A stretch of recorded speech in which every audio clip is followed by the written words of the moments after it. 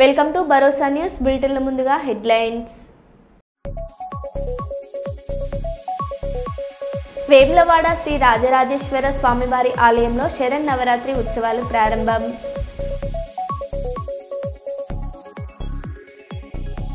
నాంపల్లి అహ్మద్ నగర్లో ఫుట్పాత్ పై ఉన్న షాపులను తొలగిస్తున్న జీహెచ్ఎంసీ అధికారులు. పోలీసులను పరిగెత్తించి దాడి చేసిన బీహార్ కార్మికులు.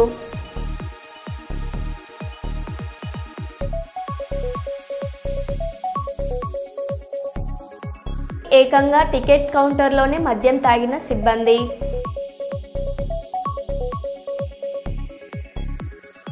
రాజన్న సిరిసిల్ల జిల్లా రుద్రంగి మండలం మానాలలో ఉద్రిక్తత.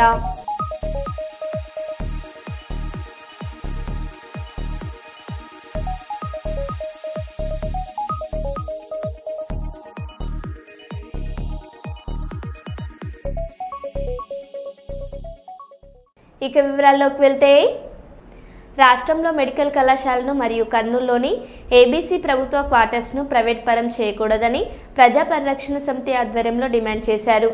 P4 విధానానికి వ్యతిరేకంగా నగరంలోని ఎస్టీయూ భవన్లో రౌండ్ టేబుల్ సమావేశం నిర్వహించారు. ఈ సమావేశంలో ప్రతిపక్ష పార్టీ నాయకులు, ప్రజా సంఘాల నాయకులు, కార్మిక సంఘాల నాయకులు, మేధావులు పాల్గొన్నారు.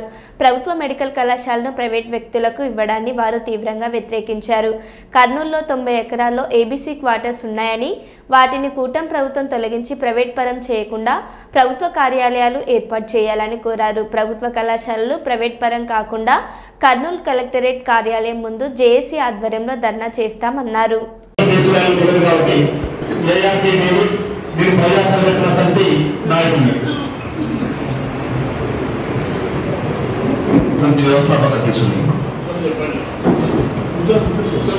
నమస్కారం. నా పేరు రవికుమార్, రాయలసీమ విద్యార్థి పోరాట సమితి రాష్ట్ర కమిషన్.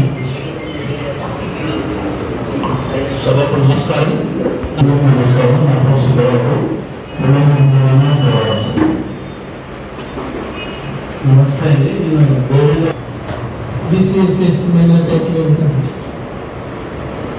నా పేరు ఇండియా బాబు. నేను జయభారత్ బీసీ ప్రభుత్వ రాష్ట్ర కార్యదర్శి.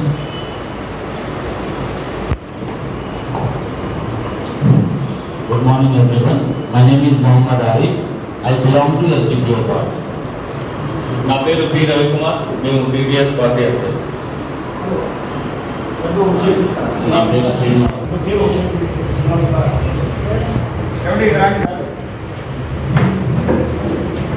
కర్నూలులో జరిగినటువంటి రౌండ్ టేబుల్ సమావేశం యొక్క ముఖ్య ఉద్దేశం ఏమంటే, రాష్ట్రంలో తీసుకొచ్చినటువంటి త్రిపుల్ పి విధానాన్ని నిరసిస్తూ, దాన్ని వ్యతిరేకిస్తూ, దానిపైన ఆ త్రిపుల్ పి విధానానిపైన ఈ రౌండ్ టేబుల్ సమావేశం కర్నూలులో ఉన్నటువంటి ప్రజా సంఘాలు, ప్రతిపక్ష పార్టీలు మరియు మేధావులతో ఈ సమావేశం ఏర్పాటు చేయడం జరిగింది. ఈ సమావేశంలో ముఖ్యంగా ప్రధాన పార్టీలైనటువంటి 2 జాతీయ పార్టీలు సిపిఐ, సిపిఎంతో పాటు ఎస్డిపిఐ పార్టీ, తర్వాత రాష్ట్రంలో ఉన్నటువంటి ప్రధాన ప్రతిపక్ష పార్టీ మన వైఎస్ఆర్సీపీ పార్టీ, స్టేట్ జాతీయ పార్టీ కాంగ్రెస్ పార్టీ, ఈ యొక్క పార్టీల ఆధ్వర్యంలో ఈ రౌండ్ టేబుల్ సమావేశం ఏర్పాటు చేయడం జరిగింది. ఇందులో ఏదైతే నాడు కూటమి ప్రభుత్వం ఏదైతే ఉందో త్రిపుల్ పి సిస్టమ్ అంటే 3 పార్టీల పంపకంగా మార్చుకొని అవలంబిస్తున్నటువంటి ఈ తీరును నిరసిస్తూ, నాడు అధికారంలోకి వచ్చేటప్పుడు మేము సంపద సృష్టిస్తాం, మేము ప్రజలకు భారం కానీయం, ప్రైవేటీకరణకు వ్యతిరేకం, మేము ప్రభుత్వంలో ఆస్తులను పరిరక్షించి ప్రభుత్వానికి సంపద పెంచుతామని చెప్పేసి అధికారం లేకొచ్చినటువంటి ఈ 3 పార్టీలు ఏవైతే ఉన్నావో, ఈరోజు ఆ 3 పార్టీలు త్రిపుల్ పి విధానాన్ని తీసుకొచ్చి 3 పార్టీల జరిగితే దాని పరిమితి 30 ఏళ్ళ నుంచి 40 ఏళ్ళ రూపాయల వరకు 40 ఏళ్ళ సంవత్సరాల వరకు ఎస్టిమేషన్ వేస్తారు. మళ్ళీ 33 ఏళ్ళ నుంచి 66 సంవత్సరాల వరకు లీజు తీసుకున్నప్పుడు ఆ బిల్డింగ్కు కనిష్ట వాళ్ళు పెట్టినటువంటి పెట్టుబడి కూడా వాళ్ళ లీజ్ అయిపోయే సమయానికి ఆ బిల్డింగ్ యొక్క కాల పరిమితి కూడా శిథిలావస్థలకు చేరే అవకాశం ఉంటుంది. కాబట్టి ఈ విధానాన్ని వ్యతిరేకిస్తూ రేపు నాడు కర్నూలులో జరగబోయే ప్రతి కార్యక్రమాల్లో భాగంగా మేము ఈ రౌండ్ టేబుల్ సమావేశంలో 2 ప్రతిపాదనలు వచ్చినవి. త్రిబుల్-పి ప్రభుత్వ ఆస్తుల ఏదైతే మెడికల్ కాలేజీలను వ్యతిరేకిస్తూ ఒక కమిటీని తీర్మానం చేసినారు. ఇంకోటి కర్నూలులో ఉన్నటువంటి ఆనాడు రాజధాని పేరుతో వాళ్ళ ఉద్యోగుల కోసము రాష్ట్ర స్థాయి ఉద్యోగుల కోసం ఏర్పాటు చేసినటువంటి క్వార్టర్సు ఏదైతే ఉందో ఏ క్యాంపు, బి క్యాంపు, సి క్యాంపులో ఆ స్థలాలను ప్రైవేటీకరణ చేయాలని చెప్పేసి పూనుకున్నారు. దానిపైన కూడా కర్నూలు ఏబిసిడి క్వార్టర్సు ఆ ఒక వ్యతిరేక కమిటీ అని చెప్పేసి ఆ ఒక 2 కమిటీలను మేము ప్రధానంగా ఎంచుకున్నాము. ఈ కమిటీల త్రిబుల్-పి విధానానికి వ్యతిరేకంగా రాష్ట్ర వ్యాప్తంగా కూడా ఇప్పటికే ఆందోళనలు మొదలైనాయి. ఇది కర్నూలు నుంచే నాంది కాబోతా ఉంది. ఈ రాష్ట్ర ప్రభుత్వానికి వ్యతిరేకంగా అనేది ఈ రౌండ్ టేబుల్ సమావేశం ఒక హెచ్చరికగా ఉండాలని చెప్పి ఈ సందర్భంగా తెలియజేస్తాను. ఏదేమైనా ప్రైవేటు వ్యక్తులకు అప్పగించే ఆస్తికి సంబంధించి ఏవైనా కానీ మేము దాన్ని పూర్తిగా వ్యతిరేకిస్తాం. దానికి వ్యతిరేకంగా పోరాటంలో ఏ సంఘం తీసుకున్నా ఆ కార్యక్రమంలో పాల్పంచుకుంటామని చెప్పి సందర్భంగా సిపిఐ పార్టీగా తెలియజేస్తాం. తెలంగాణ జాగృతి అధ్యక్షురాలు కల్వకుంట్ల కవిత మంగళవారం మంచిర్యాల జిల్లా శ్రీరాంపూర్లో బతుకమ్మ వేడుకల్లో పాల్గొనడానికి వెళ్తున్న సందర్భంగా హెచ్ఎంఎస్ రాష్ట్ర ప్రధాన కార్యదర్శి రియాజ్ అహ్మద్ నేతృత్వంలో హెచ్ఎంఎస్ శ్రేణులు గోదావరికని మున్సిపల్ కార్యాలయం సమీపంలోని టీ జంక్షన్ వద్ద కవితకు ఘన స్వాగతం పలికారు. ఈ మేరకు కవిత సెంటర్లోని అంబేద్కర్ విగ్రహానికి పూలమాలలు వేసి నివాళులర్పించి శ్రీరాంపూర్కు వెళ్లారు. ఈ సందర్భంగా కవిత మాట్లాడుతూ రాష్ట్ర ముఖ్యమంత్రి మంత్రులను, ఎమ్మెల్యేలను అందరినీ పిలిపించుకొని అట్టహాసంగా లాభాల వాటాలను తక్కువ చూపి ప్రకటించి కార్మికులను శ్రమను దోచుకున్నారని ఆరోపించారు. సింగరేణి కార్మికుల శ్రమను దోచుకున్న రేవంత్ రెడ్డి ప్రభుత్వం కార్మికుల తిరస్కరణకు గురికాక తప్పదని, త్వరలో తగిన మూల్యం చెల్లించుకుంటుందని హెచ్చరించారు.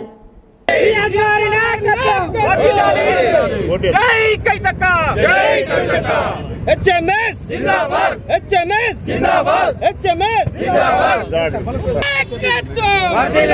जय जागृति, जय जागृति, जय जागृति, जय जागृति.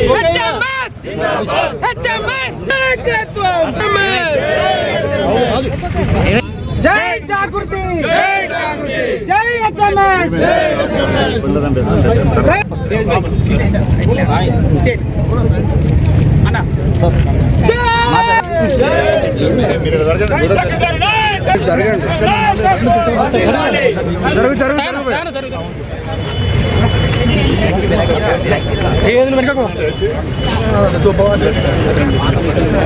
సింగరేణి కార్మికుల ఐక్యత, సింగరేణి కార్మికుల ఐక్యత. కవితక్క గారి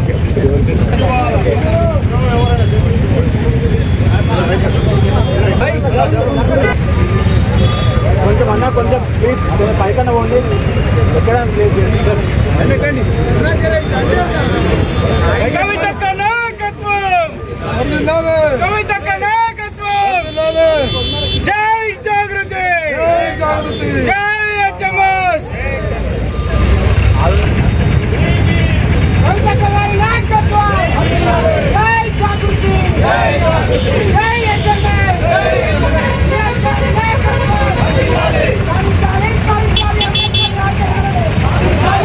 బతుకమ్మ పండుగ శుభాకాంక్షలు.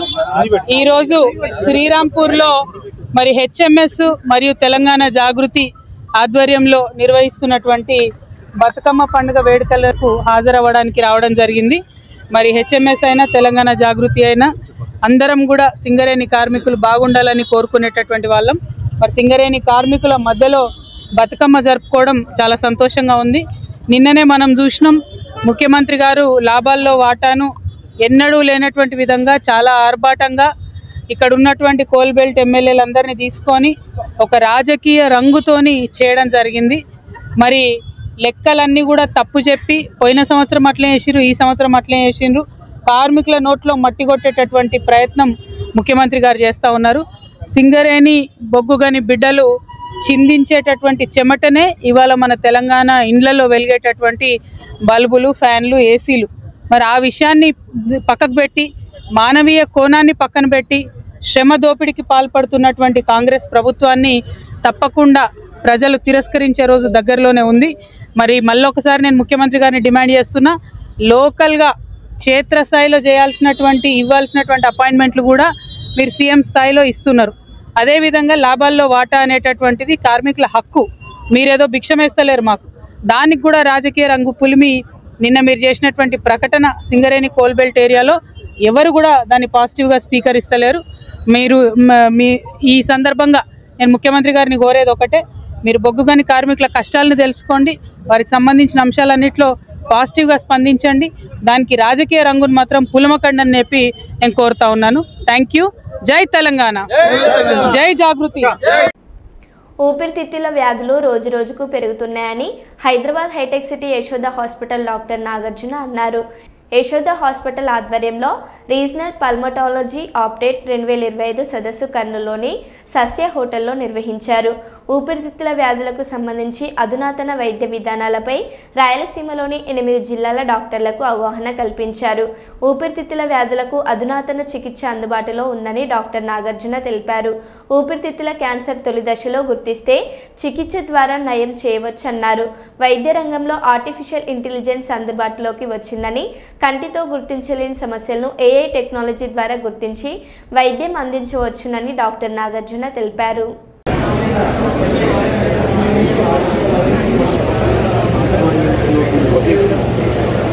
So what is DLCO, sir? Basically oxygen hitting the alveoli. It has to cross the interstitial.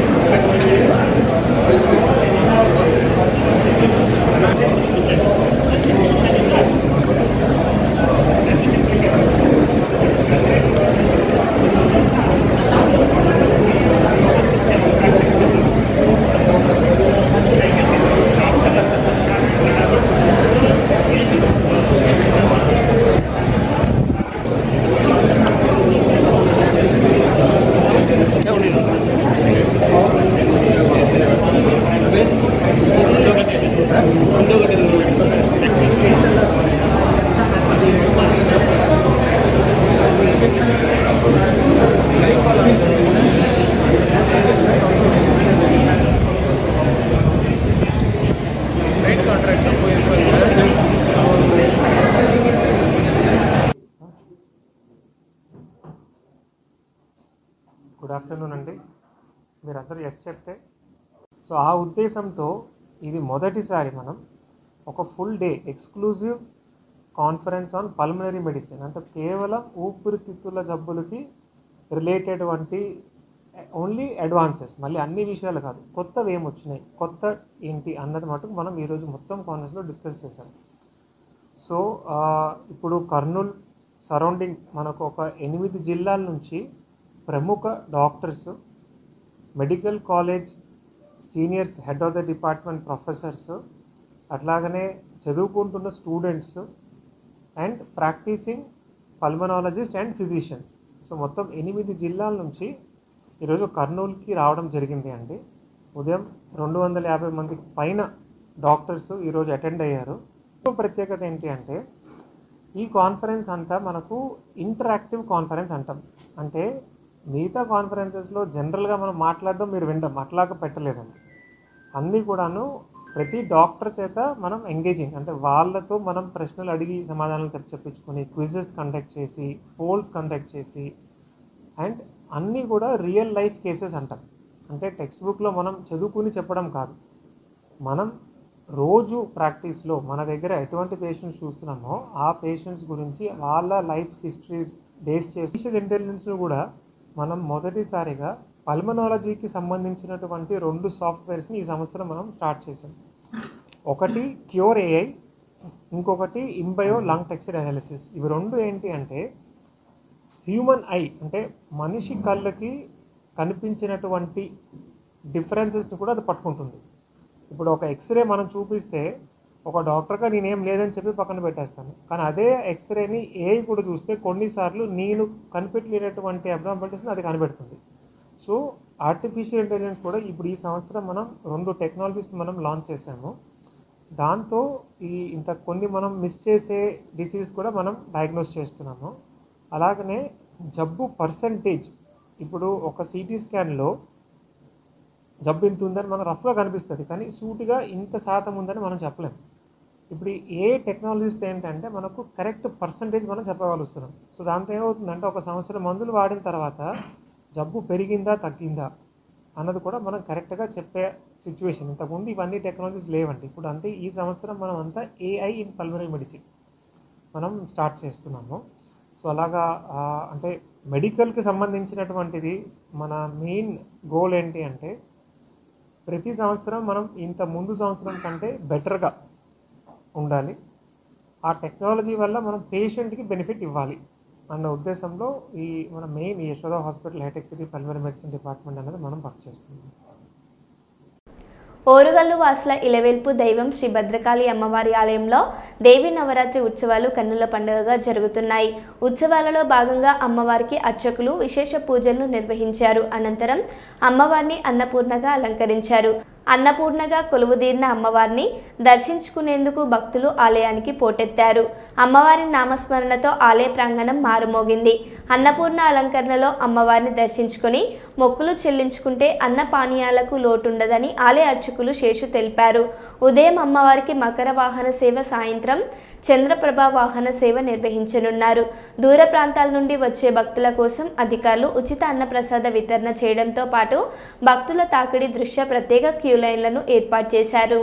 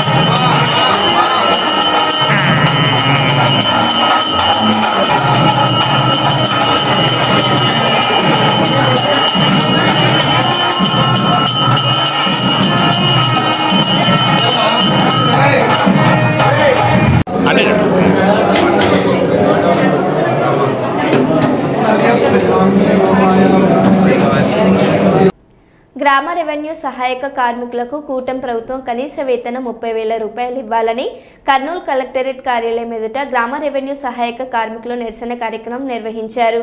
అనంతరం గ్రామ రెవెన్యూ సహాయక జిల్లా అధ్యక్షులు రాజు మాట్లాడారు.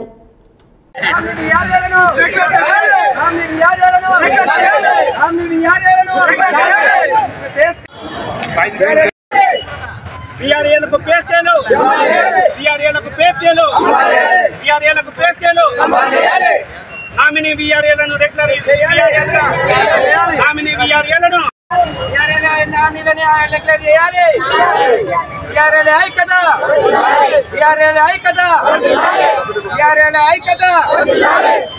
కనీస వేతనము. ఈరోజు రాష్ట్ర వ్యాప్తంగా జరుగుతున్నటువంటి వీఆర్ఏ సమస్యల పైన మేమంతా ఈరోజు కలెక్టర్ ఆఫీసుల దగ్గర 18వ తారీఖు తహసీల్దార్ ఆఫీసుల దగ్గర, 19వ తారీఖు ఆఫీసుల కార్యాలయాల దగ్గర, 20వ తారీఖు ఆర్డీఓ కార్యాలయాల దగ్గర నిరసన కార్యక్రమం చేస్తున్నాము. ధర్నా నిర్వహించి ఈరోజు కలెక్టర్ గారికి వినతి పత్రం ఇవ్వడానికి మేము ఈరోజు కలెక్టర్ గారి కార్యాలయానికి రావడం జరిగింది. ఈరోజు రాష్ట్ర వ్యాప్తంగా వీఆర్ఏలు 19,000 చిల్లర మేమంతా ఈరోజు చాలని వేతనాలతో ఈరోజు పూట గడుపుకోవడం జరుగుతుంది. అంతేకాకుండా ఈరోజు అనేకమైన పనులు రీసర్వే అయితేనేమి, రీసర్వేకి ఒక ఓన్లీ సర్వేర్ మాత్రమే ఉంటే చాలనుకుని ప్రభుత్వం మొండిగా వ్యవహరిస్తుంది. ఈరోజు వీఆర్ఏ మాత్రం వాళ్ళతో లేకపోతే రీసర్వే అనేది అసలు జరగదు. అది వాళ్ళు ఒక్కసారి ప్రభుత్వం కూడా మా పైన దయ ఉంచి మమ్మల్ని గుర్తు చేసుకోవాలని కోరుతున్నాము. అదేవిధంగా 8 సంవత్సరాల నుంచి ఓన్లీ ఒక 10,500 వేతనంతో మాత్రమే మేము ఈరోజు పనిచేస్తున్నాము. 8 సంవత్సరాల నుంచి ₹1 కూడా జీతం పెరగలేదు. జగన్మోహన్ రెడ్డి గారు వచ్చారు. గత ప్రభుత్వంలో జగన్మోహన్ రెడ్డి గారు మేము వచ్చిన వెంటనే 15,000 వేతనం ఇస్తామని చెప్పారు.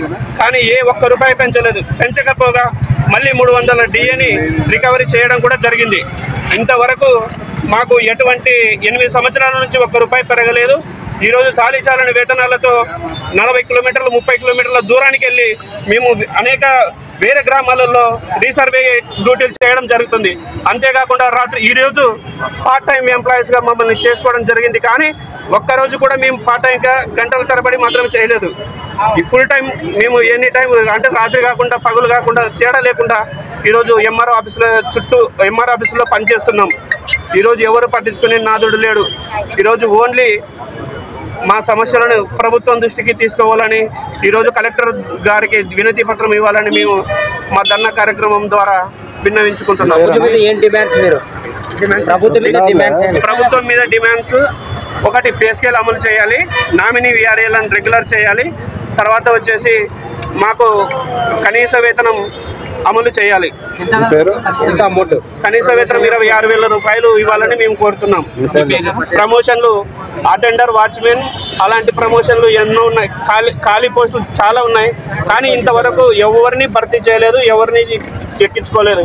30% ఉన్న మా రిజర్వేషన్ని మామూలుగా 70%కు తీసుకెళ్ళి మా మీద నామినీ వీఆర్ఏలను కూడా రెగ్యులర్ చేయాలని కోరుతున్నాం. నా పేరు రాజు. మేము వీఆర్ఏ సంఘానికి సంబంధించిన జిల్లా అధ్యక్షులు. కరీంనగర్ ఆర్టీసీ బస్టాండ్ సమీపంలో ఆదివారం రాత్రి ఓ కారు వేగంగా వచ్చి ఆంధ్ర బ్యాంకు ముందున్న కాంక్రీట్ జెర్సీని ఢీకొట్టింది. ఈ ప్రమాదంలో కారు ముందు భాగం జెర్సీలో ఇరుక్కుపోయింది. స్థానికులు కారును బయటకు తీయగా డ్రైవర్ పోలీస్ హెడ్ క్వార్టర్స్ ముందు నుంచి రాంగ్ రూట్లో పరారయ్యాడు.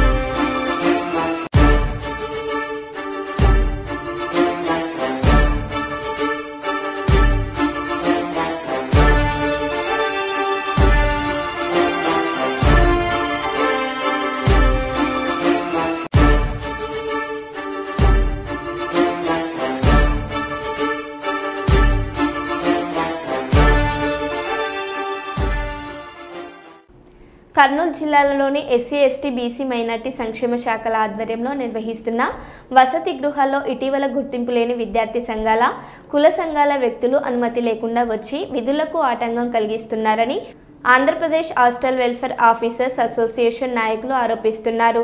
టీజీ రాజకుమార్ అలాగే మాల వెంకటేశ్లు ఇబ్బంది పెడుతున్నారని వాళ్ళు అన్నారు. కలెక్టర్ కార్యాలయ ఆవరణలో ఉద్యోగులు విద్యార్థి సంఘాల నాయకులకు వ్యతిరేకంగా ఆందోళన చేశారు. ఈ విషయంపై కర్నూలు 3వ పట్టణ పోలీస్ స్టేషన్లో ఫిర్యాదు చేసినట్లు వారు తెలిపారు.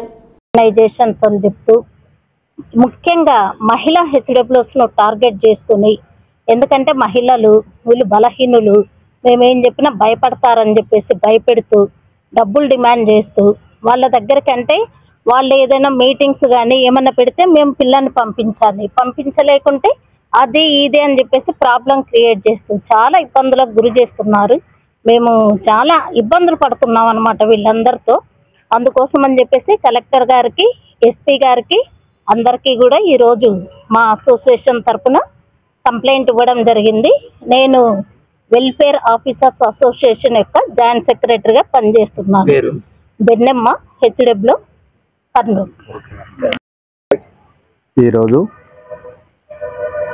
SC, ST, BC, minority welfare డిపార్ట్మెంట్కి సంబంధించిన ఉద్యోగుల సమస్యలను గౌరవ కలెక్టర్ గారికి విన్నవించుకోవడం జరిగింది. దాంట్లో ప్రధానంగా మా యొక్క డిమాండ్లు ఏమంటే, అనధికారిక వ్యక్తులు, అదేవిధంగా ఫేక్ విద్యార్థి సంఘాలు వసతి గృహాలలోనికి ప్రవేశించి విద్యార్థుల చదువులను ఇబ్బందులకు గురి చేస్తున్నారు. ఈ యొక్క విద్యార్థుల చదువులకు గురి చేయడం వల్ల, ఇబ్బందులకు గురి చేయడం వల్ల వారి యొక్క చదువులు ఆటంకం కలిగించిన తర్వాత వాళ్ళు వసతి గృహంలో ఉండాలన్నా మరియు వసతి గృహం నుంచి వెళ్ళిపోవాలనే ఆందోళనలో వాళ్ళు వసతి గృహ సంరక్షణ అధికారులను అడుగుతున్నారు. మరి దీనిపైన వసతి గృహ సంరక్షణాధికారులందరూ కూడా జిల్లా వ్యాప్తంగా ఈరోజు ఈ యొక్క వసతి గృహ సంరక్షణాధికారులకు విధుల్లో ఆటంకం పరుస్తున్న సందర్భంగా గౌరవ కలెక్టర్ గారికి మరియు అదేవిధంగా ఎస్పీ గారికి మా యొక్క సమస్యలను ముఖ్యంగా తెలుపుకోవడమైనది. దీంట్లో ఈ యొక్క వసతి గృహాలలో విధులకు ఆటంకపరుస్తున్న విద్యార్థి సంఘాలపైన కఠినమైన చర్యలు తీసుకోవాలని గౌరవ ఎస్పీ గారికి కంప్లైంట్ ఇచ్చి ఈరోజు 3వ పట్టణ పోలీస్ స్టేషన్ నందు ఎఫ్ఐఆర్ను కూడా నమోదు చేయించడం జరిగింది. దీంట్లో ముఖ్యంగా ఈ యొక్క ఎఫ్ఐఆర్ నమోదు చేసే విషయంలో వాళ్ళు విధులకు ఆటంకపరుస్తూ మహిళా వార్డెన్లను లక్షలకు డబ్బులు డిమాండ్ చేస్తూ వాళ్ళు మహిళలను అధికారులను కూడా లెక్క పెట్టకుండా అసభ్య పదజాలంతో దూషిస్తూ తీవ్ర ఆందోళనకు గురి చేస్తూ వాళ్ళను చాలా ఇబ్బందులు పడుతున్న సంఘటనలు మా దృష్టికి తీసుకొని రావడం వల్ల విద్యార్థి సంఘాలైనటువంటి P Rajeev Kumar SC BC minority welfare సంఘం అని పెట్టుకొని ఆ యొక్క సంఘంలో అతను మాత్రం తప్ప వేరే ఎవరు కూడా లేని సంఘంగా, గుర్తింపు లేని సంఘంగా మా దృష్టికి వచ్చింది. అతనిపైన కఠినమైన చర్యలు తీసుకోవాలని ఈరోజు 3వ పట్టణ పోలీస్ స్టేషన్లో కేసును ఎఫ్ఐఆర్ నమోదు చేయించాం. అదేవిధంగా మాల విద్యార్థి సంఘం వెంకటేశ్వర్లు అతనిపైన కూడా మా యొక్క హాస్టళ్ల పైన విధి నిర్వహణలో ఆటంకం కలిగిస్తూ విద్యార్థుల చదువులకు అడ్డుపడుతున్నాడనే ఆలోచనతోనే మేము ఈ నిర్ణయం తీసుకొని ఎస్సీ ఎస్టీ బీసీ వెల్ఫేర్ సంక్షేమ శాఖలకు సంబంధించిన అధికారులందరూ కూడా ఒక యూనియన్ను ఏర్పాటు చేసుకొని యూనియన్లో గౌరవ జిల్లా అధికారులందరూ కూడా గౌరవ అధ్యక్షులుగా ఉంటూ ఆ జిల్లా అధికారులతో పాటు అసిస్టెంట్ సోషల్ వెల్ఫేర్ ఆఫీసర్సు, ఏబీసీడబ్ల్యూఎస్, తర్వాత ట్రైబల్ వెల్ఫేర్ డిపార్ట్మెంట్లో పనిచేస్తున్న ఉద్యోగులతో పాటు ఆ యొక్క వసతి గృహ సంరక్షణ అందరినీ కూడా కలుపుకొని ఈ యొక్క సంఘాన్ని నిర్మించుకొని ఈ సంఘంలో మాకు సంబంధించిన విషయాలపైన ఈరోజు గౌరవ కలెక్టర్ గారికి రిప్రజెంటేటివ్ని ఇచ్చి మాకు మా విధులను సక్రమంగా పనిచేయించుకోవడానికి మాకు భద్రత కల్పించవలసిందిగా రిక్వెస్ట్ చేస్తూ వాళ్ళను డిమాండ్ చేయడమైనది. నా పేరు B Maddileti, welfare department association district ప్రెసిడెంట్గా ఉన్నాను. నాది assistant social welfare officer Kurnool. మరో బులెటిన్లో మళ్ళీ కలుద్దాం. Stay tune.